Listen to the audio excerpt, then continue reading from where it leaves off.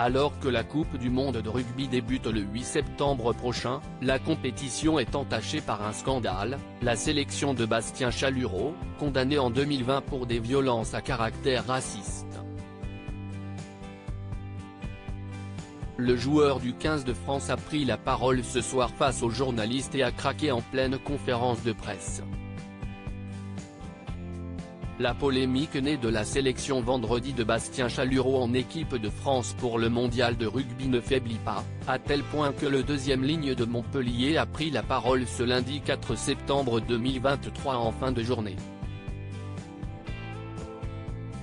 Le rugbyman a été condamné en 2020 par le tribunal correctionnel de Toulouse à 6 mois de prison avec sursis pour des faits de violence avec la circonstance que ces derniers ont été commis en raison de la race ou de l'ethnie de la victime.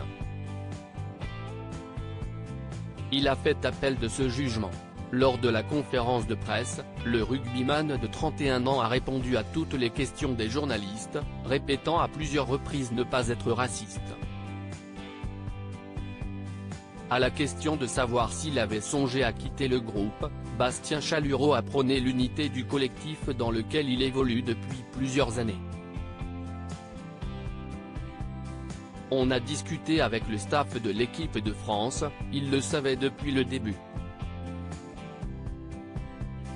La procédure est ancienne et connue par beaucoup de personnes.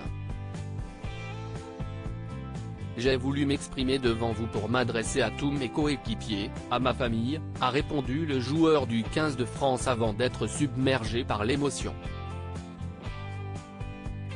Ça ne touche pas que moi, ça touche ma famille, et c'est pour ça que j'ai voulu parler devant vous, pour totalement clarifier la situation et dire que je ne suis pas un raciste.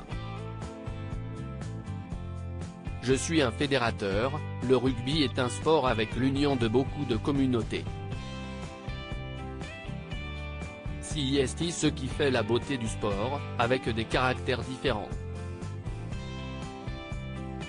A-t-il ajouté, avant de poser le micro et quitter la conférence de presse. World Rugby, l'instance suprême du rugby mondial, a également pris position lundi.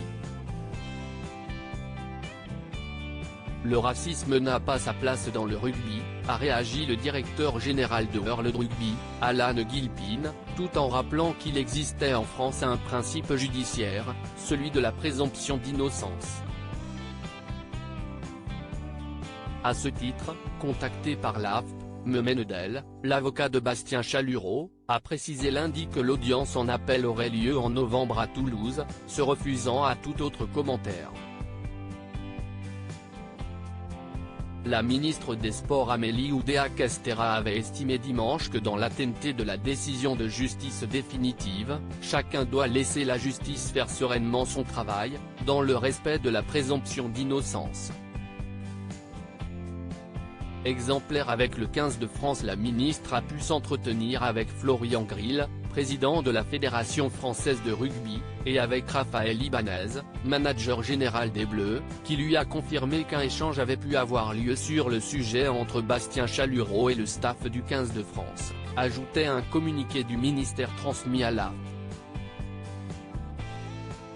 La ministre a pu s'assurer à cette occasion que le joueur, qui a fait appel de sa condamnation en première instance, maintient sa version des faits et nie toujours formellement avoir tenu des propos racistes, raison pour laquelle il a procédé à cet appel.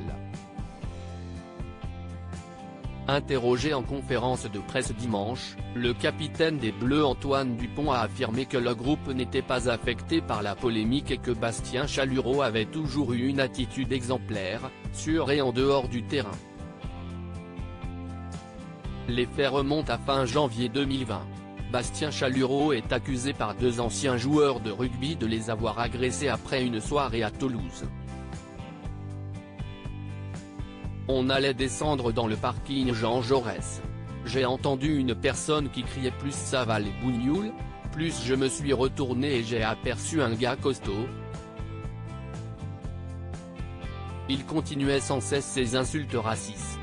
J'ai voulu me retourner et il m'a décroché un coup de poing de toutes ses forces dans la mâchoire, avait raconté l'un d'eux, Yannick Larguet, dans les colonnes du quotidien régional La Dépêche du Midi. né près de Cazères-sur-Garonne, Haute-Garonne, où il a débuté le rugby.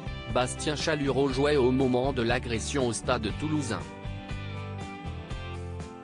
À la suite de cette rixe, il avait été mis à pied par le stade toulousain et recruté par Montpellier, où il a confirmé les espoirs placés en lui en conquérant son premier titre, le Challenge européen, en juin 2021, puis celui de champion de France en 2022.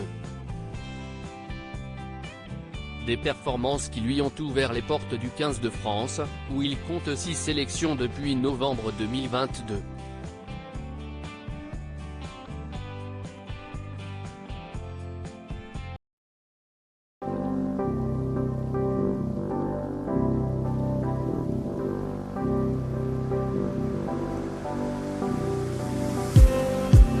Just need